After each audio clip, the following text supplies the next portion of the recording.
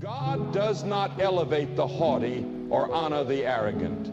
He lifts those who walk in humility and recognize that true strength comes from submission rather than dominance. If you want to see God's hand move in your life, to feel His favor and grace, you must accept what the world rejects. You must behave with humility. Humility is not a weakness. It's not self-pity. It is not about thinking less of yourself. It means thinking about yourself less. It is acknowledging that all you have, are, and will ever be is a result of God's mercy. It is realizing that without Him, you are nothing. It is deciding to serve rather than be served. It is understanding that the highest position in God's kingdom is at the feet of others rather than at the top. True power comes from humility. The world frequently teaches that strength stems from power or the ability to dominate others, but God offers us a different way. Humility does not mean thinking less of oneself. It is about being less self-centered. It is about knowing that true power comes from fully surrendering to God's will and trusting Him entirely. When you walk with humility, you are not weak. You are linked with God's heart. You realize that your life is about serving others and fulfilling God's purpose for you, not glorifying yourself. Jesus personally exhibited the power of humility.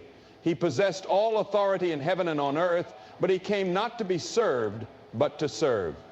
He bent down and bathed His followers' feet, a job often reserved for the lowest servants.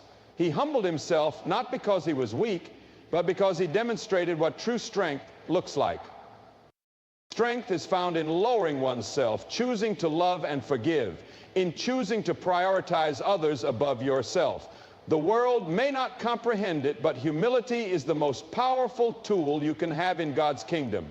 When you act with humility, you allow God to fight your battles. Pride convinces you that you have to handle everything on your own, that you have to prove yourself, and that you must demand respect. But humility acknowledges that God is in control. It encourages you to trust Him instead of trying to establish your worth. When you let go of your desire for recognition and opt to serve with a pure heart, you gain rewards that pride could never achieve. You begin to walk in divine favor because God elevates those who humble themselves before Him. Humility enables you to develop strong, meaningful relationships. Pride divides people, but humility builds bridges. When you walk with humility, you are willing to listen, learn, and admit your mistakes. You're not worried with constantly being correct or proving a point. You are more concerned with expressing love and understanding. This brings up opportunities for deeper connections, healing, and unification.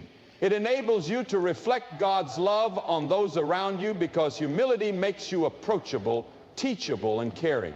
However, humility isn't always easy. There will be times when you feel forgotten while others take credit for your efforts. When you believe your efforts have gone unrecognized, humility is tested. Do you continue to serve even when no one is watching? Do you continue to love even if you are not appreciated? Do you continue to trust God even when it appears like others are ahead of you? Humility necessitates faith. It requires you to believe that God sees what no one else does and will reward you in His own time. Some of the greatest biblical leaders were not those who desired authority, but those who valued humility.